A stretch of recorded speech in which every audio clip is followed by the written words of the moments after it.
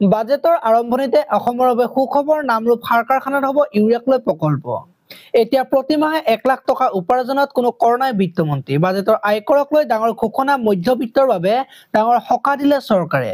এতিয়া 12 লাখ টকাৰ আয়ত কোনো ধৰণৰ কৰ দিব নালাগে, অৰ্থাৎ 1 লাখ টকাৰ মাহিলী উপাৰ্জনত কৰ দিব নালাগে। 12 লাখ টকালৈ আয়কৰ ৰেহাই বাজেটত ডাঙৰ ঘোষণা। কৰদাতাসকলৰ বাবে বাজেটত ডাঙৰ ঘোষণা। এতিয়া 12 লাখ টকা আয়ত কোনো ধৰণৰ আয়কৰ দিব নালাগে। আয়কৰ ৰিটাৰ্ণ ফাইল কৰাৰ সময়সীমা 2 বছৰৰ পৰা বৃদ্ধি কৰি 4 বছৰ কৰা হৈছে। কেন্সাৰৰ 36 বিধ ঔষধৰ সীমা শুল্কলৈ ৰেহাই। কেন্সাৰ ৰোগীৰ বাবে বাজেটত ডাঙৰ ঘোষণা। কেন্সাৰ ৰোগীৰ বাবে প্ৰয়োজনীয় 36 বিধ ঔষধৰ বুনিয়াদী সীমা শুল্ক সম্পূৰ্ণৰূপে ৰেহাই দিয়াৰ ঘোষণা। অৰ্থাৎ কেন্সাৰ ঔষধৰ দাম হ্ৰাস পাব। দাম কমিব মোবাইল, টিভি আৰু কাপোৰৰ সাধাৰণ জনতাৰ বাবে ডাঙৰ ঘোষণা বাজেটত। ভাৰতত প্ৰস্তুত কৰা কাপোৰ, মোবাইল আৰু চামৰাৰ সামগ্ৰীৰ দাম কমিব। দাম কমিব LED আৰু স্মাৰ্ট টিভিৰ, মোবাইল আৰু ইলেক্ট্ৰনিক গাড়ীৰ দাম হ্ৰাস পাব।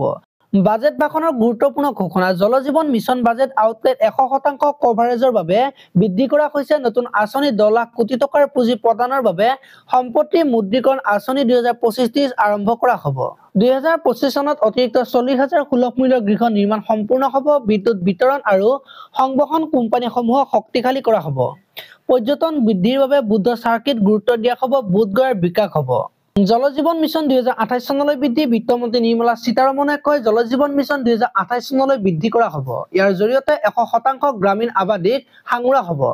2019 চনৰ পৰা এতিয়ালৈ 80% গ্ৰামীণ আবাদী সাঙুৰি লোৱা হৈছে। নতুন উড়ান আঁচনি ঘোষণা। বিত্তমন্ত্ৰী নিৰ্মলা সীতাৰমণে কয় যে নতুন উড়ান আঁচনি আৰম্ভ কৰা হ'ব। ইয়াত 120টা নতুন গন্তব্যস্থান অন্তৰ্ভুক্ত হ'ব। 4 কোটি অতিৰিক্ত যাত্ৰী সেৱা প্ৰদান কৰা হ'ব। বাজেটত অসমৰ বাবে ডাঙৰ ঘোষণা। কিষাণ ক্ৰেডিট কাৰ্ডক লৈ বাজেটত বৃহৎ ঘোষণা বিত্তমন্ত্ৰীৰ।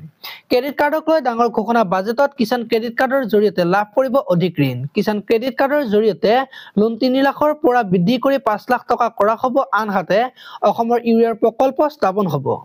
চৰকাৰে ইউৰিয়া যোগান বৃদ্ধিৰ বাবে অসমৰ নামৰূপত স্থাপন কৰিব প্ৰকল্প। 1.7 কোটি কৃষকৰ লাভ হ'ব। বিত্তমন্ত্ৰী নিৰ্মলা সীতাৰমণে কয় যে এই বাজেট সৰ্বাংগীন কৃষকৰ বাবে। ইয়াৰ জৰিয়তে 1.7 কোটি কৃষকৰ লাভ হ'ব।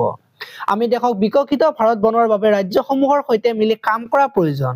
আমাৰ গুৰুত্ব শিক্ষা আৰু স্বাস্থ্যৰ ওপৰতো আছে। বাজেটত ৰপ্তানিৰ ওপৰতো গুৰুত্ব আৰোপ কৰা হৈছে।